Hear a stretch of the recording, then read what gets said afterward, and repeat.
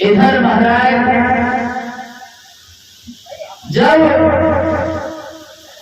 आतंकदेव ब्राह्मण के घर में रानी धुंधली रह तो रही है, लेकिन उसके विचार नहीं मिलते हैं। ब्राह्मण देवता ने फल दिया, रानी को फल दे गए, लेकिन महाराज रानी ने फल को नहीं खाया। गाय को खिला देती है, कहती है महाराज आप चले जाओ, मैं फल को खा लूंगी। लेकिन धीरे धीरे धीरे धीरे जब समय व्यतीत हुआ है तो महाराज आतंकदेव के घर में जो गाय रहती थी, उस गाय से एक बच्चे का जन्म हुआ है।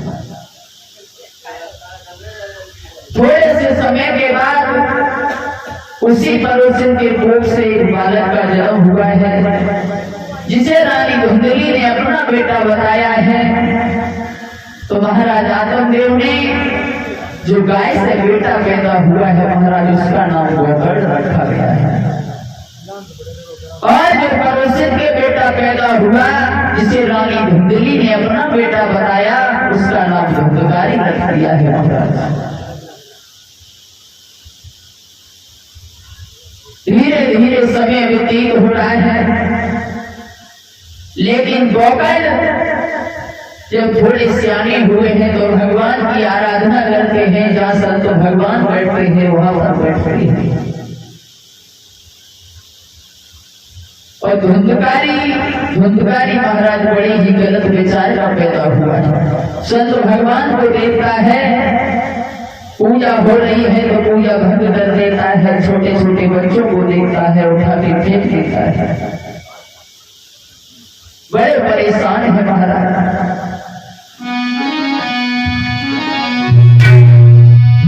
गोकर्ण सुबह से संध्या तक भक्ति में समय बिताते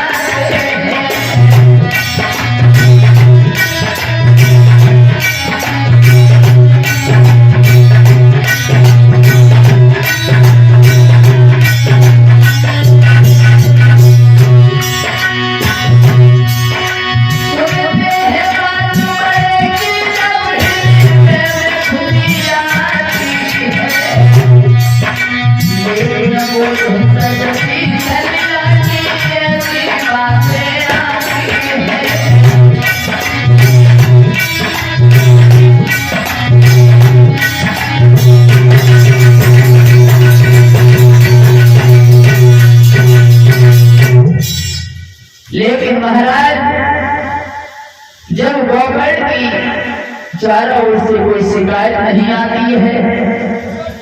बार बार की आवाज आती है कि महाराज हमारा बड़ा लड़का बहुत ही अच्छा है, लेकिन उतना ही महाराज गोकर्ण जितना अच्छा काम करते हैं, धुंधकारी उसको तो खत्म करता है, लेकिन गलत काम के बड़े बड़े बड़े गलत नतीजे होते हैं। बड़े गलत नतीजे होते हैं। भाई का जो नाम खत्म हो रहा है,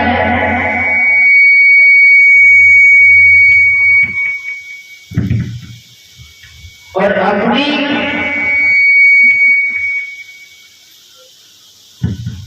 इतना दुराचारी हो गया है महाराज कि चारों तरफ से जब शिकायतें आती हैं तो महाराज आतंकदेव बड़े ही परेशान हैं, सोचने लगे हैं इससे अच्छा तो तब था जब हमारी कोई संतान नहीं थी, क्योंकि जब बेटे की महाराज शिकायत आती है तो पिताजी का सर नीचे की ओर झुक जाता है। और झुक ही क्यों नहीं जाए महाराज, हमारे माता पिता इतनी मेहनत करके खून पसीने की कमाई हुई रोटी से आपका पेट पालते हैं, बड़ा करते हैं, और फिर वही बालक अपने पिता का सम्मान नहीं हो, बदनामी के ढोल चारों तरफ पीटे जाएं, तो उस पिता के ऊपर क्या बीतेगी। बड़े परेशान हैं आतंक ब्राह्मण, तो घर से महाराज वो वन की ओर चले जाते हैं, क्योंकि वो देखते हैं धुंधकारी उनकी बात को नहीं मानता है। वन की ओर चल देते हैं, घर से तुरंत वो निकले हैं भगवान की आराधना के लिए।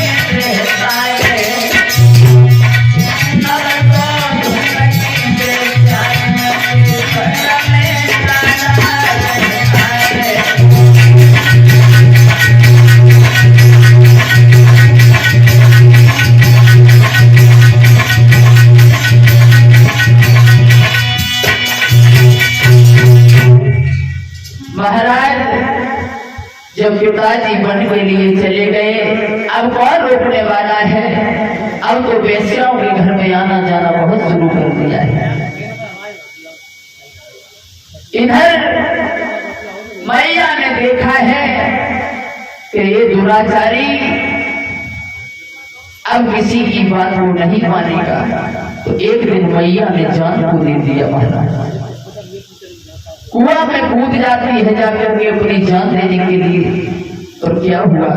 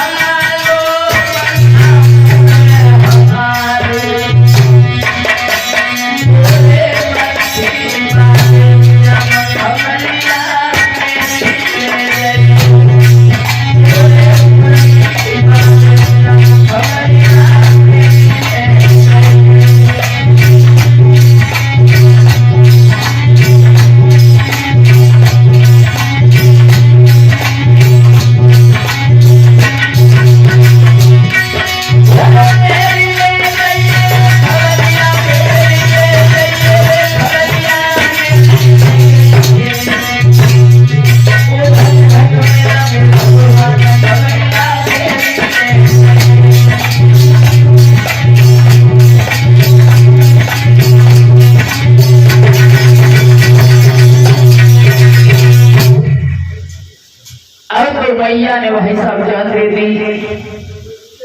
बड़े ही परेशान हैं।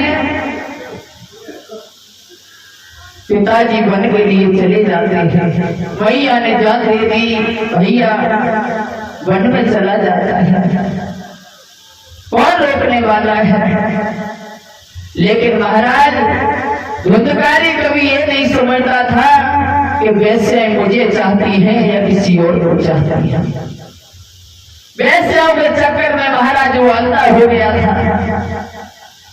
लेकिन वैश्याएं धुंधकारी को नहीं चाहती थी परीक्षण महाराज। वो तो हमेशा ये सोचती थी कि कौन सा दिन और कौन सी घड़ी आएगी जब मैं इस दुराचारी को मार के और इसकी माया को लेकर यहाँ से चले जाएंगे। लेकिन धुंधकारी कभी नहीं समझ पाया।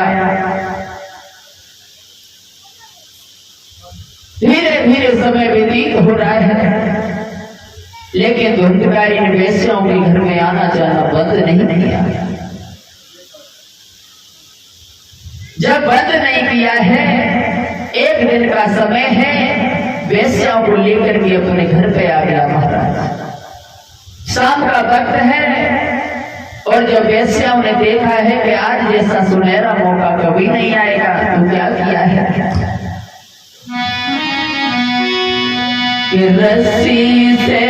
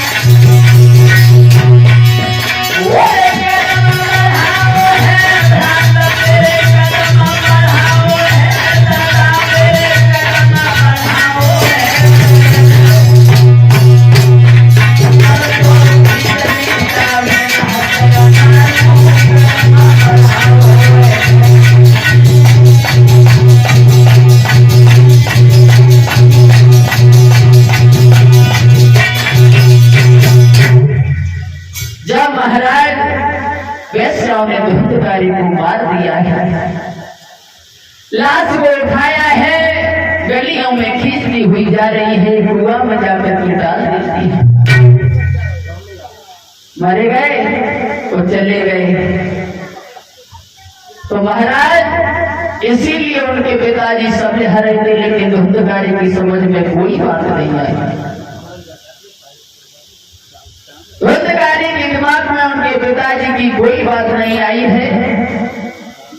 तो भगवत श्रोताओं, इसीलिए कहते हैं कि माता पिता कितनी भी खराब बात कहें, अगर गौर करोगे तो वो भी किसी दिन काम आएगी। और समस्त ग्रामवासी व क्षेत्रवासियों को सूचित किया जाता है,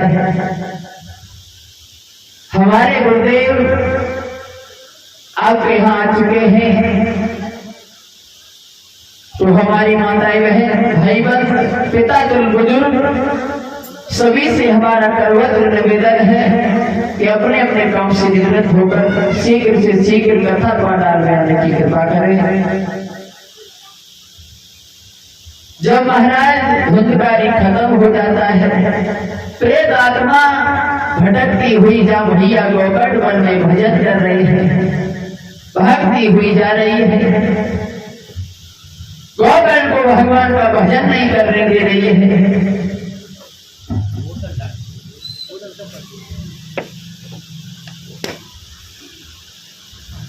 जब भजन नहीं करने दे रही है तो गोकर्ण ने भगवान सूर्य का ध्यान किया है।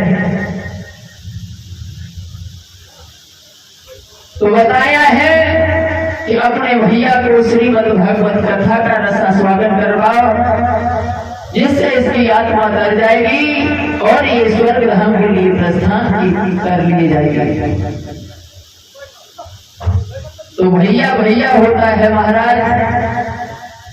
जब भैया का पता लगा है कि भैया की मृत्यु हो जाती है तो बड़ी दुखी होते हैं। तुरंत वहां से भागे हैं, संत भगवान को इकट्ठा किया है, 7 गांठ के बांस पर विराजमान किया है अपने भाई की प्रेत आत्मा को। भगवान की रसमयी कथा का रसा स्वागत करवाया है। पहले दिन की कथा प्रारंभ हुई, शाम को विराम हुई तो एक गांठ छटक जाती है महाराज। धीरे धीरे 7 दिन जब बीत जाते हैं तो 7 गांठें छटक जाती है महाराज। स्वर्ग से विमान आता है जिस पर बैठ करके धुंधकारी स्वर्ग धाम के लिए चले जाते हैं। बोलिए गोविंद भगवान की। आइए भगवान का एक